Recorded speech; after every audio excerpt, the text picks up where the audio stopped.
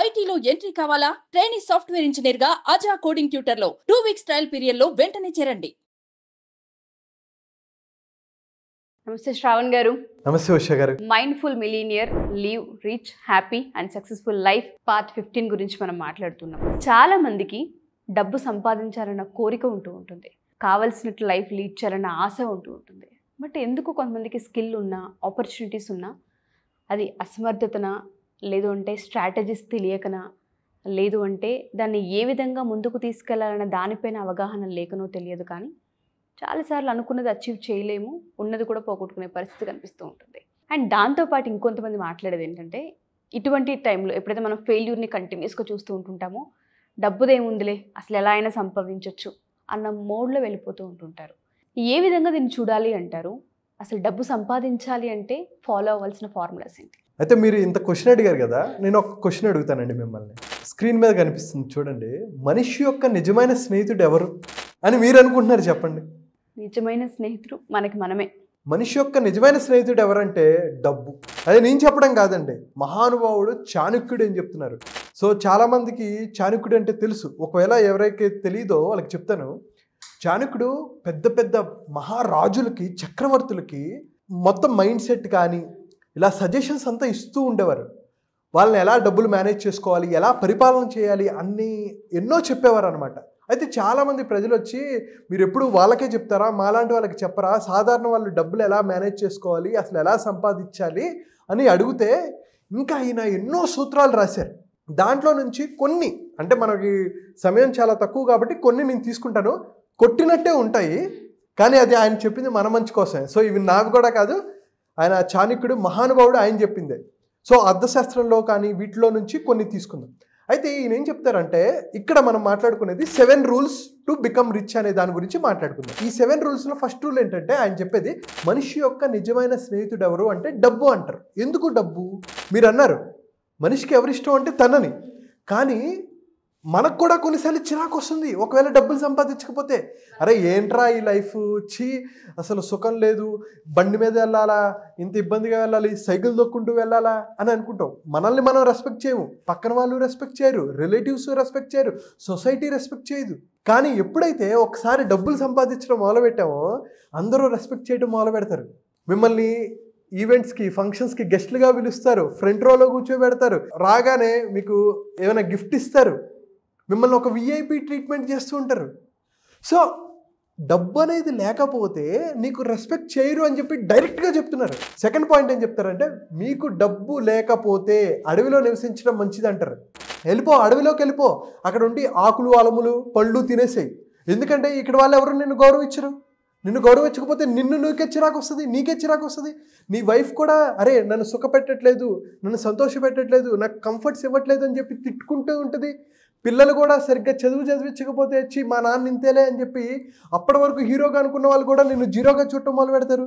Relatives నిన్ను తక్కువ చూడటం మొదలు పెడతారు, సొసైటీ తక్కువగా చూడటం మొదలు పెడుతుంది. అంతెందుకండి, రీసెంట్గా లక్కీ భాస్కర్ అని సినిమా వచ్చింది. దాంట్లో ఒక చిన్న సీన్ ఏంటంటే, దుల్కర్ సల్మాన్ ఒక గోల్డ్ షోరూమ్కి వెళ్తారు. అక్కడ డైమండ్స్ కొనడానికి. అంటే అక్కడికి వెళ్తే ఎవరు ఏది కనీసం ఏమి పట్టించుకోరు, ఏది జ్యూస్ కూడా ఇవ్వరు. అయితే ఈయన ఏం చేస్తాడంటే లేచి వాటర్ తాగుతాడు. వాటర్ తాగగానే కొంతమందిని అబ్జర్వ్ చేస్తాడు. ఎవరైతే పెద్ద కారులో వచ్చారో వాళ్ళ కారు కీ తీసుకొని లోపలికి పంపించి అంతా చేసి వాళ్ళకి జ్యూసులు అంతా ఇస్తారు.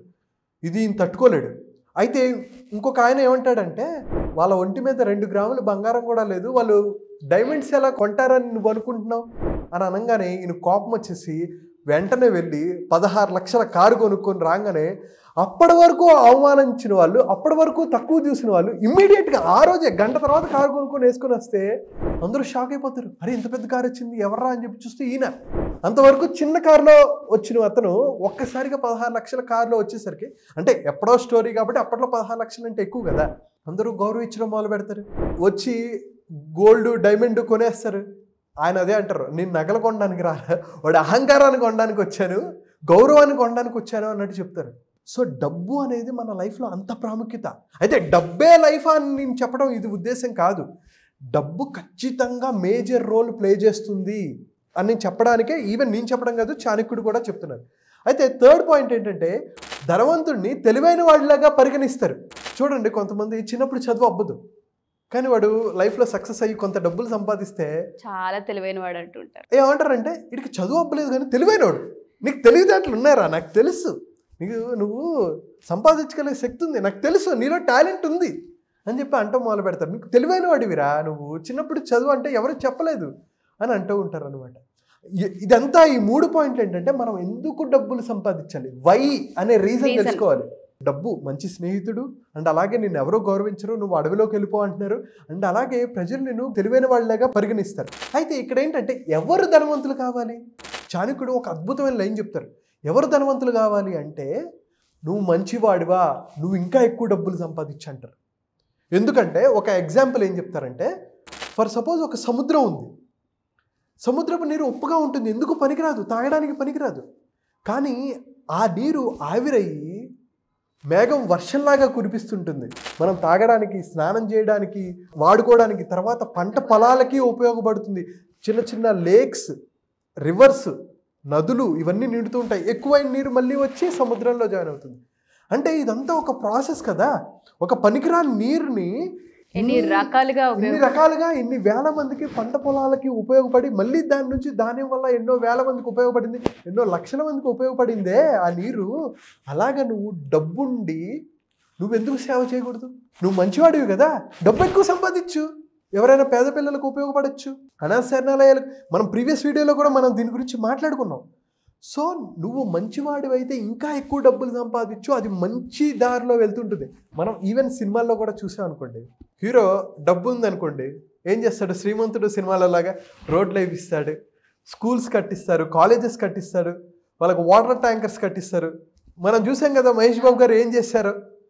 అదే కొంతమంది డబ్బు ఎలా సంపాదిస్తారు, పోక్రీ సినిమాలో కానీ లేకపోతే కొన్ని సినిమాలో ప్రకాష్ రాజ్ గారు, ఓకే, డాన్స్, వీళ్ళు ఏం చేస్తారు, టెర్రరిజంకి యూజ్ చేస్తారు, వేరే వాళ్ళని చంపడానికి యూజ్ చేస్తూ ఉంటారు. సో నువ్వు మంచివాడివా, నువ్వు ఎక్కువ డబ్బులు సంపాదించు అని చాణక్యుడు చెప్తున్నారు.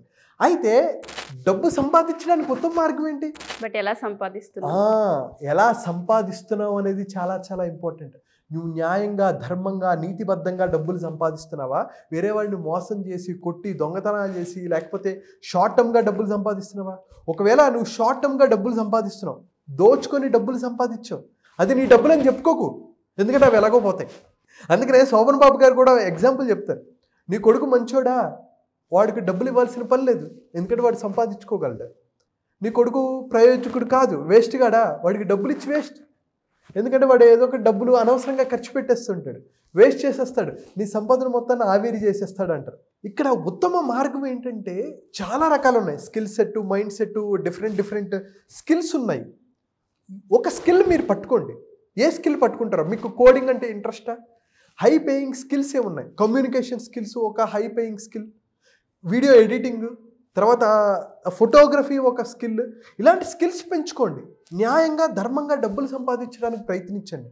వాటిని మీరు కాంపౌండ్ అయ్యేటట్టు ఎక్కడ ఇన్వెస్ట్ చేయాలి, ఎక్కడ పెడితే నీ డబ్బులు రిటర్న్ అవుతాయి, ల్యాండ్ మీద పెడతావా, మ్యూచువల్ ఫండ్స్లో పెడతావా, స్టాక్స్లో పెడతావా, లేకపోతే ఎక్కడ పెడితే బంగారం మీద పెట్టుకుంటావా, ఎక్కడ పెట్టుకుంటావో పెట్టుకో, దాన్ని న్యాయబద్ధంగా నువ్వు రైస్ చేసుకో, పెంచుకో అని చెప్తున్నారు. ఇది నా ఫేవరెట్ అండి. మీరు సంపాదించేటప్పుడు 1000 సంవత్సరాలు జీవిస్తున్నట్లు సంపాదించండి. విరాళం ఇస్తున్నప్పుడు ఇదే ఆఖరి నిమిషం, ఇదే అన్నట్టు మీరు జీవిస్తున్నట్లు మీరు దానం చేయండి అంటారు. మనం ఎంత అనుకుంటాం, 60 సంవత్సరాలు 70 సంవత్సరాలు మనం ఏమైనా పైకి తీసుకెళ్తామంటారు. ఆయన మాత్రం గట్టిగా చెప్తారు, సంపాదిస్తున్నావా 1000 సంవత్సరాలు బ్రతుకుతున్నట్టు సంపాదించు, అమ్మో ఇంకా ఉంది, ఇది సరిపోదు అని సంపాదించాలి. దానం చేసేటప్పుడా ఇదేరా ఇంకా ఉండవు, ఏం చేసుకెళ్తాం అని చెప్పేసి పెట్టుకో, ఆ మైండ్ సెట్. సో ఇదంతా మైండ్ సెట్ అండి, ఇదంతా సైకాలజీ గేమ్. డబ్బు అనేది ఎమోషన్. అత్యవసరం కోసం డబ్బుని ఆదా చేయండి. రోజులు ఎప్పుడూ ఒకేలా ఉండవు.